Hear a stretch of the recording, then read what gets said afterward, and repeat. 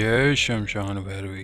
तो चलिए आपको बताते हैं एक ऐसे विधि विधान के बारे में जिसके द्वारा आप कारीगरी लाइन में अपना अच्छा खासा नाम कर सकते हैं और बहुत ही ऐसे महत्वपूर्ण सवाल रहते हैं गड़े धन के विषय में जिनके विषय में हर कोई जानना ही चाहता है। तो एक आज ऐसा गुप्त प्रावधान बताएंगे, एक ऐसा विधि विधान बताएंगे जिसके द्वारा आप गड़े धन का पता कर सकते हैं, वो भी स्वयं कर सकते हैं। इस विधि विधान का लाभ यह होगा करने का कि जो भी हैं जिनको भी गड़े धन की जानकारी चाहिए होगी वह सटीक जानकारी उनको प्राप्त होगी। कि जैसे देखिए बहुत सी भ्रांति भी होती है कि गड़ा धन है या नहीं है, कितना नीचे है, उस पर कौन सी शक्ति बैठी है, कैसे निकलेगा। तो ये सब जानकारी आप अपने आप भी स्वयं पता कर सकते हैं। आपको ना किसी के जब पास जाने की जरूरत पड़ती है, ना किसी से कुछ पूछने की जरूरत पड़ती है। इसके बारे में थोड़ा सा और खुल के बता देते हैं। देखिए जो गड़ा धन होता है उसको दूसरे शब्दों में माया भी कहते हैं। एक होती है माया स्थिर और एक होती है चलती हुई, और लगभग 100 में से 95 जगहों पर सर्प शक्तियों का वास रहता है। गड़े धन को आप पाताल लोक का धन भी कह सकते हैं, और जो ये सर्प होते हैं यह उस धन की रक्षा कर रहे होते हैं। कुछ जो धन होता है उन पर न केवल सर्प शक्तियों का वास होता है अपितु यक्षिणियों का, पिशाचियों का भी वास होता है, कुछ असुरियों शक्ति का भी वास रहता है। ये देखिए जो शक्तियां होती हैं ये काफी क्षमतावान भी रहती हैं, काफी ताकतवर भी रहती हैं। हर कोई इनको नहीं हटा पाता है।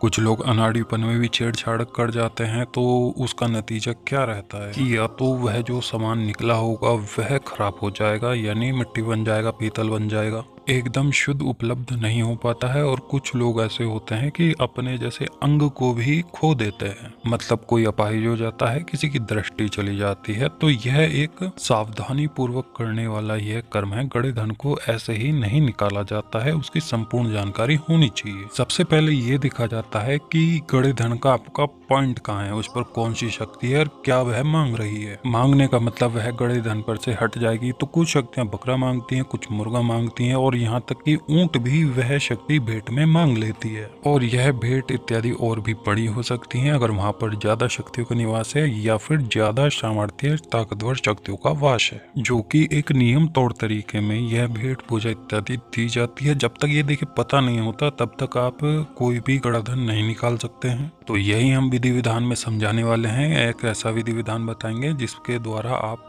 यह जान सकते हैं कि गड़ा धन कहाँ पे है, कितना है, क्या उसको निकालने का रास्ता है, कौन सी शक्ति उस पर विराजमान है। करना क्या है, सर्वप्रथम आपको एक मंत्र सिद्ध करना होगा। दिन इसमें जो रहेगा शनिवार का रहेगा सिद्ध करने का, समय रात्रि काल का रहेगा, 10 बजे के बाद का रहेगा। जो साधक के वस्त्र इत्यादि होंगे वह लाल रहेंगे। पूरब मुख होकर के बैठना है और पूजन इसमें 16 उपचार करना है। दिया इसमें तिल के तेल का रहेगा।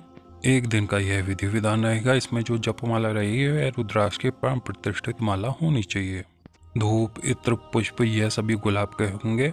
तो यह आपकी समान सामग्री है, और बाकी 16 उपचार में जो भी रहता है वह आप कर लें में। तो पूजन करने के बाद आप इस विधि विधान का संकल्प लेंगे। 21 माला मंत्र जाप का आप संकल्प लेंगे। एक दिन में आप इस मंत्र को कर लेंगे। मंत्र का उत्कीर्णन करना बहुत ही अति आवश्यक है। तो जब विधि विधान का आप संकल्प कर लेंगे तो एक माला गणेश मंत्र, एक माला शिव मंत्र, एक माला अपने इष्ट देव के मंत्र की जपें।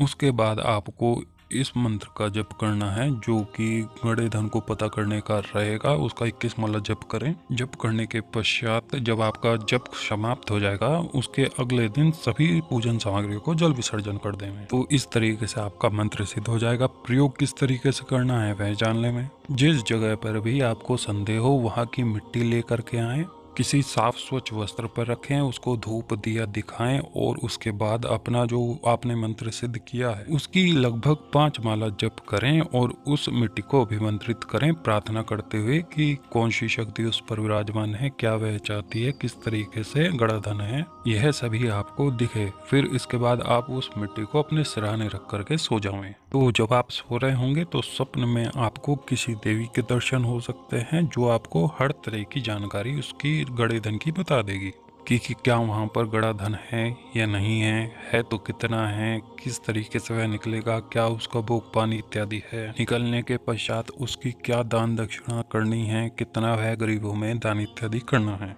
ऐसा नहीं है यह सपना आपको याद ना रहे, सुबह उठ करके आपको यह सपने याद रहता है और बेहतरी के लिए आप उठ करके इसको तुरंत लिख लें। वैसे तो आप भूलने वाले हैं नहीं है, क्योंकि जो शक्तियों के सपने होते हैं वह हमेशा व्यक्ति को याद रहते हैं और उसमें क्या कहा गया है सभी बातें याद रहती हैं। तो इस तरीके से यह विधि विधान है, किस तरीके से इसमें मंत्र सिद्ध करना है, उसका प्रयोग किस तरीके से करना है, संपूर्ण जानकारी यहाँ दे दी गई है। इसका जो मूल मंत्र है वह हमने गुप्त रख लिया है। तो जिनको भी अपने गढ़े धन की जानकारी स्वयं निकालनी हो या फिर वह स्वयं अपने आप देखना चाहते हो, वह इस विधि विधान को कर लेंगे और अपने गढ़े धन को निकालने की जानकारी प्राप्त कर पाएंगे। जिनको भी यह विधि विधान करना हो वह हमसे संपर्क कर लेंगे और इसका संपूर्ण विधि विधान हमसे लिखित प्राप्त करके उसको करेंगे। तो चलिए आपसे मिलते हैं नेक्स्ट वीडियो में, तब तक के लिए नमस्कार।